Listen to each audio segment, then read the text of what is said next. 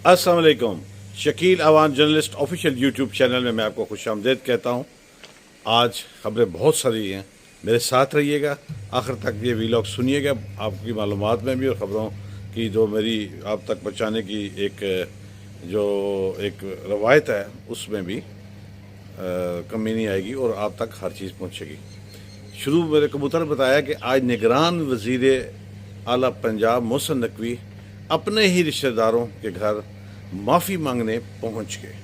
वो चौधरी शुजात साहब के घर गए और उनसे उनके घुटनों पे हाथ लगाकर माफ़ी मांगी कि मैं यहाँ पर मौजूद नहीं था, मैं उम्रे के लिए सऊदी अरब था, मुझे वहाँ पे इतला मिली, मैंने इंक्वायरी का हुक्म दिया और अब जब मैं पाकिस्तान पहुँचा हूँ तो मैं आपके पास सीधा आया हूँ माफ़ी मांगने के लिए।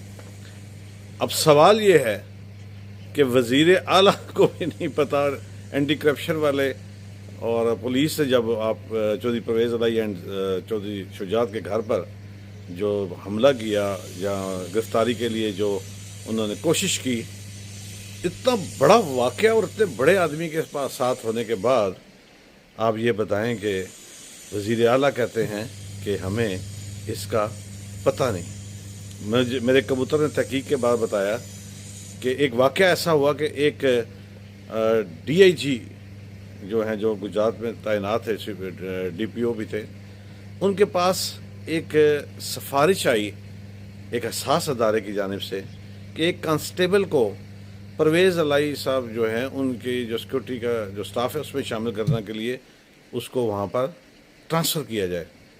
तो उन DIG ने कहा कि जब मैंने उस कांस्टेबल को बुलाया और पूछा कि आपने इतनी बड़ी सिफारिश मुझ पर कराई कि आप परवेज़ इलाही के सिक्योरिटी स्टाफ में जाना चाहते हैं, वजह उन्होंने बताया जी कि वहाँ पे बहुत सहूलियात हैं। चौधरी परवेज़ इलाही एंड चौधरी शुजात हुसैन जो हैं वो बहुत ही मेहमान नवाज हैं, हमें वहाँ पर 3 वक्त का खाना, 8 घंटे की ड्यूटी, कपड़े, सिगरेट और वही कुछ वो जो खुद खाते हैं उसी लंगर में से हमें खाना मिलता है। और इसके साथ हमें उसने जो दिलचस्प बात बताई कि उसमें एक तनख्वाह हमें चौधरी परवेज़ इलाही की जानब से मिलती है और एक महकमे की तरफ से।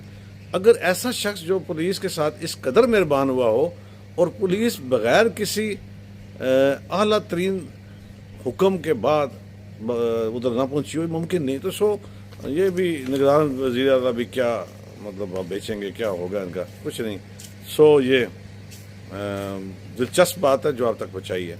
आज जर्नलिस्ट हमारा मतलब सहाफ़ियों का आलमी आज़ादी का दिन है, लेकिन अफसोसनाक ये है कि इसमें इस्लामाबाद सबसे ज़्यादा, जिस जहाँ में मैं रहता हूँ, इस सबसे ज़्यादा सहाफ़ियों के साथ जो वाक़यात हुए हैं, कत्ल के वाक़यात से लेकर जान से मार देने की धमकियों तक, तशद्दुद तक के वाक़यात में 56 वाक़यात हुए। और पाकिस्तान जो है वो अगर 140 टोटल वाक़यात हुए, 180 पूरे मुल्क में हुए और 140 जो हैं वो पंजाब और इस्लामाबाद में हुए। और आप ये देखें कि अगर भारत जो दुनिया में जो सहाफ़ियों पर तशद्दुद के हवाले से मुल्क है उसका 161 नंबर है और पाकिस्तान का नंबर 150 है। चले हम भारत से अगरचे आगे हैं, तो अल्लाह करे कि मेरे शोबे के को और मज़ीद इज़्ज़त और तक़वियत मिले और हमें आज़ादी के साथ काम करने का मौका भी मिले।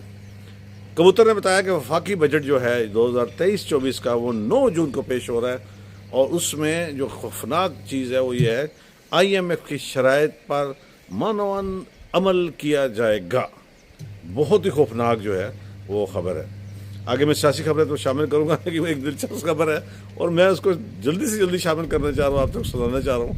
वो ये है कि मेरे कबूतर ने बताया कि कराची में एक नाबीना मुअज्जिन जो है वो डाकू के हाथों लुट गया और लुटा कहाँ, मस्जिद के अंदर। उससे बताया कि मैं जब मस्जिद में आया अजान देने के लिए तो वहाँ पर एक शख्स ने मुझे कहा कि आप नात सुनना चाहते हैं, मेरे पास बहुत खूबसूरत नातें आएंगे। मैंने कहा क्यों नहीं, मैं सुनना चाहता हूँ। मैंने कहा आपने मुझे अपना मोबाइल दें, मैं उसमें आपके नात रिकॉर्ड कर देता हूँ। वो नबीना मुअज्जिन ने उसको दिया मोबाइल और ख़ुद वो बैठ गया। काफ़ी देर तक कोई आवाज़ ना आई तो फिर उसने आगे पीछे आवाज़ें दी, उनका जी हाँ तो और कोई मौजूद नहीं। और वो डाकू उनका फ़ोन लेकर फर्रार हो गया, मस्जिद भी ना छोड़ी और वो ऊपर से मुअज्जिन भी वो نابینا اس کو بھی ان ڈاکوؤں نے نہیں چھوڑا۔ خدا کا خوف کرو، خدا کا خوف کرے، معاشرہ کس جانب جا چکا ہے۔ آج قومی اسمبلی کی پبلک اکاؤنٹ کمیٹی نے بہت بڑا فیصلہ کیا ہے۔ اس نے ملک کے اہم ترین سپریم کورٹ کے ججوں، جرنیلوں، وزراء اعظم، وزراء اور بڑے بڑے لوگوں کے جو اکاؤنٹس ہیں اور ان کی تفصیلات طلب کر لی ہیں، اور رجسٹرار سپریم کورٹ کو بھی طلب کیا ہے کہ ہمیں آپ بتائیں کہ جو بھی اخراجات ہوتے ہیں اور جو بھی چیزیں ہیں وہ ہمارے سامنے لائیں۔ اور اگر اس پہ اسٹے آیا تو نور عالم خان جو اس کے چیئرمین پبلک اکاؤنٹ نے کہا میں پھر دوبارہ طلب کروں گا۔ تو ایک لڑائی جو ہے وہ سپریم کورٹ اور پبلک اکاؤنٹس کمیٹی کے درمیان جو ہے وہ شروع ہو چکی ہے۔ دیکھتے ہیں اس کا نتیجہ کیا نکلتا ہے۔ کبوتر نے بتایا کہ آج پی ٹی آئی کی جانب سے جو مذاکرات اور ہو رہے تھے حکومت دونوں کے درمیان، اس کی رپورٹ جو ہے پی ٹی آئی کی جانب سے سپریم کورٹ میں جمع کرا دی گئی ہے۔ تاہم vice chairman P T I Shah Mahmood Qureshi کا یہ کہنا ہے کہ ہم خاصے مایوس ہیں اور مذاکرات جو ہیں اس کو انہوں نے ناکامی کا نام دے دیا ہے اور کہا ہے کہ اس محض وقت کو ضائع کیا گیا اور یہ مذاکرات ہماری جانب سے تو نیک نیتی سے ہوئے، حکومت کی نیک نیتی شامل نہیں تھی اور ہم ان مذاکرات کو ناکام کہتے ہیں۔ مذاکرات کو پی ٹی آئی کی جانب سے ناکام قرار دے دیا گیا ہے۔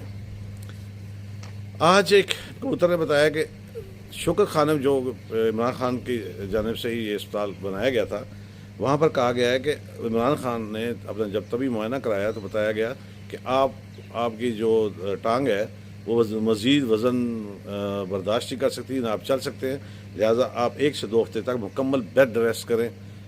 اور کل جو 4 مئی کو اسلام آباد ہائی کورٹ میں عمران خان کی پیشی ہے، تو انہوں نے پہلے ہی بتا دیا کہ میری ٹانگ کو درد ہے۔ تاہم اسلام آباد ہائی کورٹ نے واضح طور پہ کہا ہے کہ اگر کل 4 مئی کو عمران خان صاحب عدالت میں پیش نہیں ہوتے تو ان کی ضمانت کینسل کر دی جائے گی۔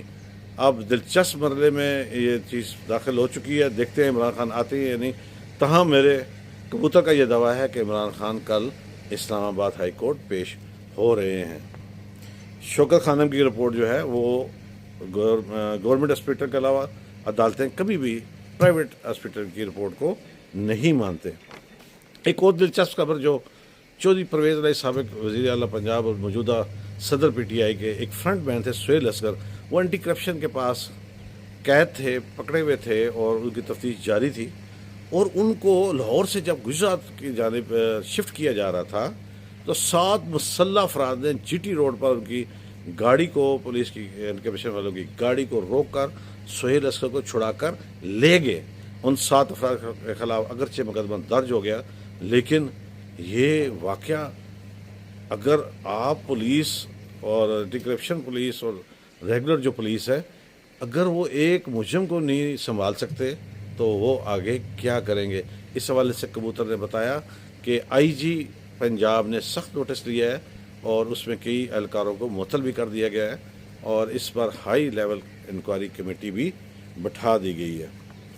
آج قومی اسمبلی نے ایک پارلیمانی کمیٹی بھی قائم کر دی ہے جس میں وہ نجم ثاقب جو ہیں، وہ جو سابق چیف جسٹس ثاقب نثار کے بیٹے ہیں، ان کی اور ایک امیدوار ابو ذر کے درمیان جو آڈیو لیکس ہے جو سامنے آئی ہیں، اس حوالے سے ایک کمیٹی بنا دی ہے اور انہوں نے کہا ہے کہ 1 ہفتے کے اندر وہ اپنی رپورٹ پیش کریں کہ اس کے اصل حقائق کیا تھے۔ تو اب اس کے حوالے سے دونوں کو طلب کیا گیا ہے اور اس کی فرانسک لیبارٹری سے کرائی جائے گی اور دیکھا جائے گا کہ یہ آڈیو لیکس کہاں کیسے بنی اور اصلی ہے بھی یا نہیں۔